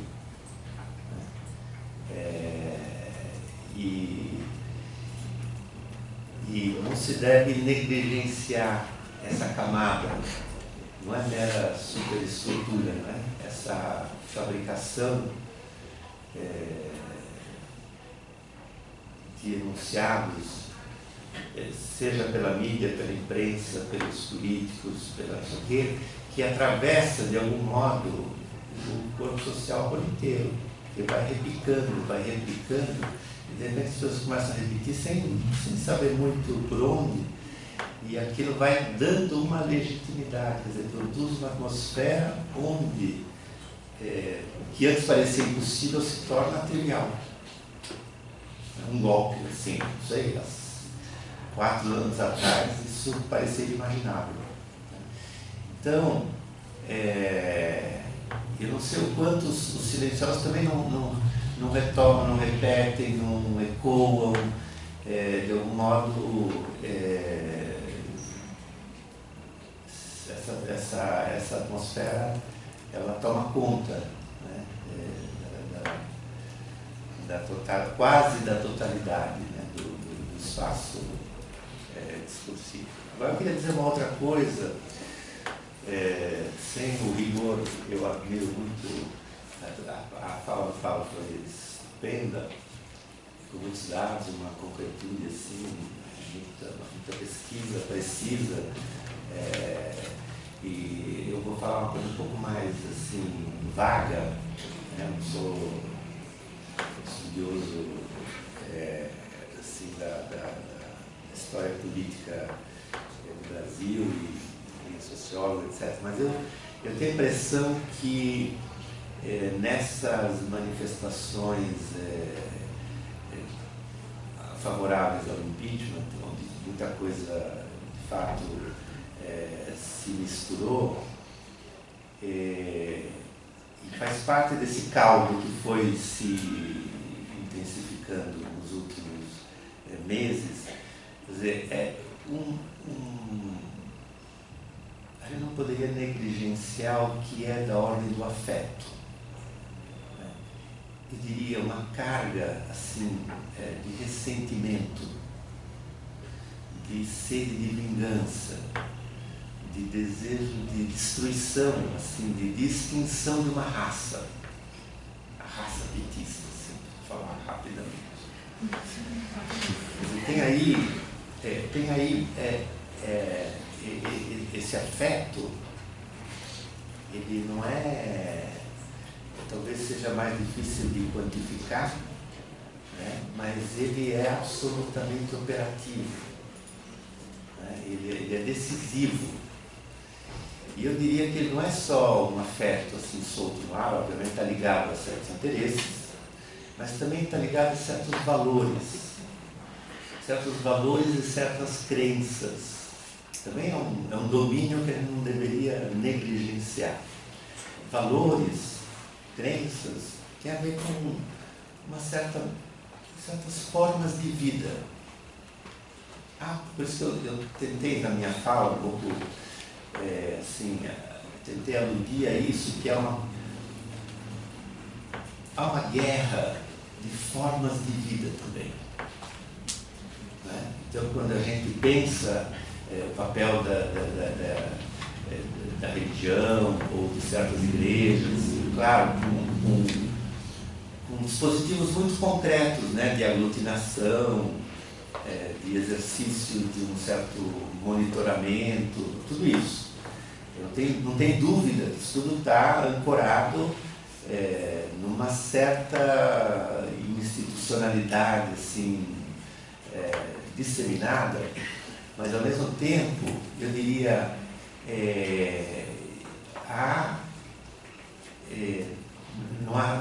não é só direita e esquerda, não é partido X contra Y, mas eu acho que ele deveria aprofundar um pouco, poder pensar o que são essas formas de vida. Formas de vida que incluem essas crenças, esses valores, esses ressentimentos, esses afetos, esses imaginários, esses sonhos, né? Porque também a gente pode dizer, os manifestantes em geral, assim, ativistas, estão tomados por isso que ele falou muito bem, quer dizer, essas formas, as formas de conduzir uma luta, mais e mais elas prefiguram o conteúdo próprio da luta. Quer dizer, essa ideia uma espécie de prefiguração do que deve vir, ou do que pode vir, a partir de uma certa prática grupal ou coletiva, ou de intervenção. Quer dizer, tem aí uma espécie de ética, né, que vai forjando um possível que se deseja e no qual se ancora. Então, só para concluir, eu diria que nessas que há formas de modos de existência, de pensar,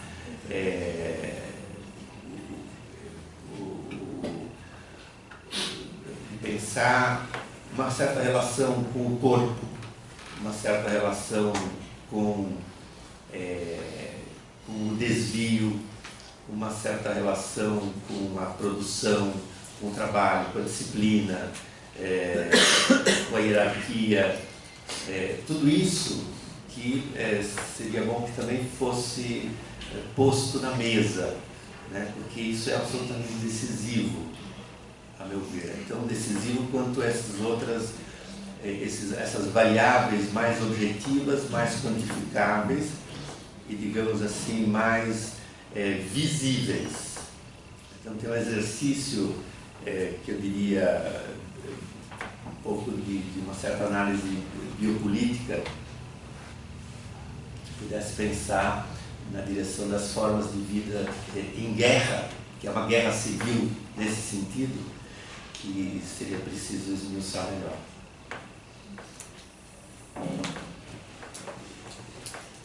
Deixa eu responder brevemente a primeira sobre a polarização, né?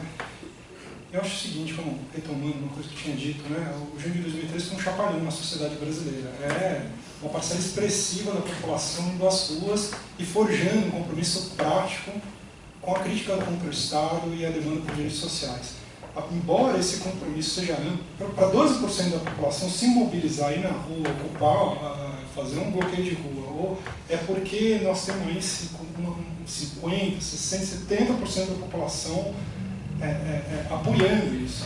Porque vocês sabem que o processo de mobilização ele em círculos concêntricos, né? Para alguém tomar, quando você tem 10 mil pessoas na rua, pode apostar que tem centenas de milhares apoiando aquilo, né? Quando você gera uma grande mobilização, por trás dessa mobilização tem os apoiadores, por trás dos apoiadores tem as pessoas que apenas concordam, né?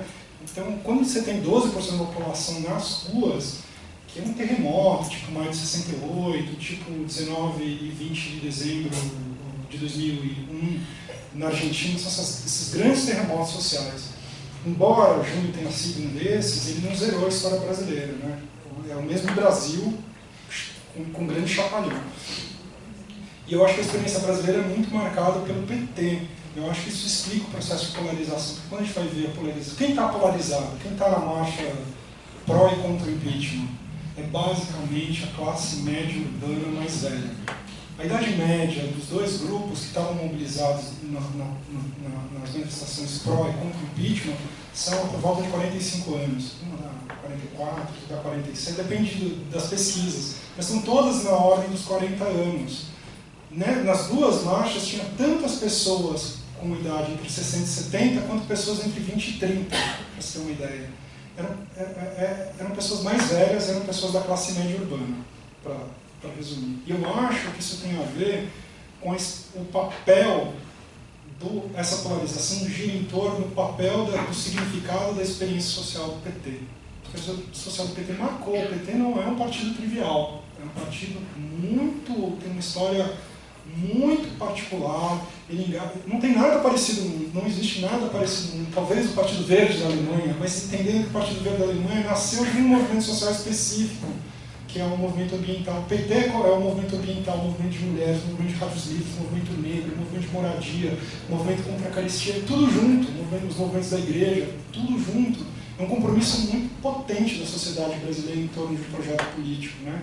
E esse projeto, a partir do momento que ele começa a se institucionalizar e se desgastar e encontrar os seus limites, ele, para as pessoas que viveram aquilo como uma experiência política central, que é essa geração, digamos, as pessoas de mais de 40 anos, isso polarizou o significado. Aquilo lá é as conquistas sociais que precisam ser preservadas e garantidas, ou é a corrupção sistêmica? Porque você vai pesquisar, as pessoas elas não são antipetistas. Elas acham que o PT é o expoente máximo de um processo de corrupção que tomou o Estado brasileiro. Mas não é exatamente antipetismo. O petismo ele é particularmente odiado porque o PT deveria ser diferente. Então, eu acho que é isso, um processo de polarização desses setores. Quem não está aí? Não está aí os jovens e não está aí a classe trabalhadora, falar em termos assim mais fáceis. Não está. Mas significa que eles estão desmobilizados? Não estão. Porque se você tira isso, se você tira esse parênteses das grandes mobilizações pró e anti-impeachment que começaram, que são basicamente de 2015, vaza um pouquinho para o final de 2014, um pouquinho no começo de 2016, se você tira esse parêntese, mobilização social é de juventude e é mista, inclui a classe média e a classe trabalhadora. Você vai ver todo digamos assim, o cronograma, o calendário de lutas de São Paulo, Marcha da Maconha, Marcha das Vadias, as lutas do MPL, lutas contra o genocídio da juventude negra, o novo feminismo, é tudo juventude. É tudo quem não estava lá nessas manifestações polarizadas em torno da experiência, do significado e do legado da experiência do PT. Então eu acho que são processos que estão correndo em paralelo. Do mesmo jeito que está acontecendo essa polarização, está acontecendo um monte de outras coisas. A gente acabou de fazer uma pesquisa agora, a gente vai publicar daqui a alguns dias, na Marcha da Maconha, que foi uma mobilização enorme, 40 mil pessoas. Eu acho que o maior ato de desobediência civil que a gente viu nos últimos anos, a gente teve 40 mil pessoas sendo baseado na Paulista. No luz do dia, a polícia saiu para não ter que fazer alguma coisa. É enorme, com uma composição social com forte presença da periferia, só jovem, idade média, agora não lembro o número, mas sei lá, 20 e poucos, não 40 e muitos. É outra coisa, são processos que estão acontecendo aí em paralelo, secundaristas, como o Peter lembrou, tem um monte de processos sociais em curso, né, que estão totalmente desconectados desse processo polarizado. E a tua pergunta do municipalismo, eu vou deixar, eu acho que você devia fazer isso, eu vi que vocês vão falar o Toré, né? O Toré é uma figura importantíssima, embora ele esteja uma mesa, né, sociotécnica, aí, você tem que perguntar a ele sobre o municipalismo. Ele foi o cara que disparou o primeiro e-mail que convocou o 15M, ele é um cara que está ligado ali à Ada Colau, ele é uma pessoa que sabe, eu não vou responder isso. Você pergunta para ele que ele entende. Né? Tudo que eu sei, eu conversei com ele, tudo que eu sei, foi o Toré que me disse. A gente já vai encerrar mesmo. Eu queria fazer um convite.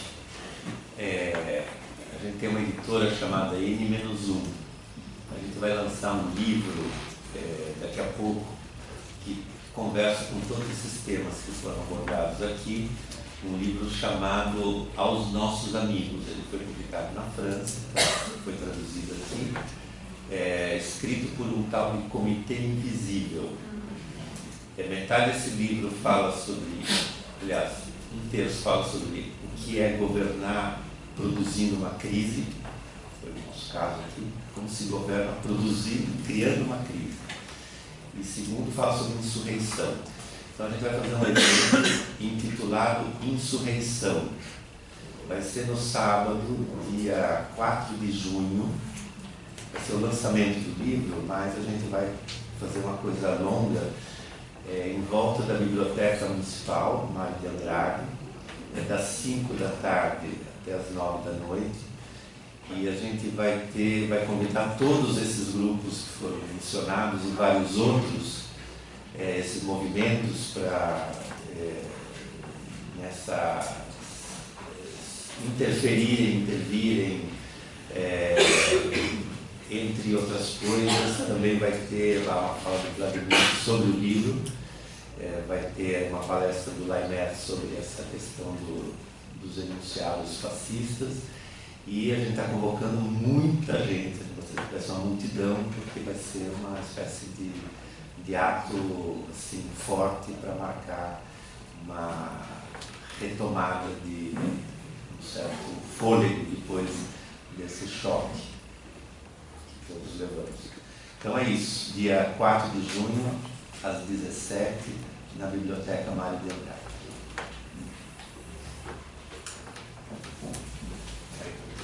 Gostaria de agradecer mais uma vez, tanto o professor Pablo quanto o professor Peter, pelas excelentes falas, e agradecer a todos pela presença. E a gente vai dar continuidade agora aos trabalhos. Obrigado.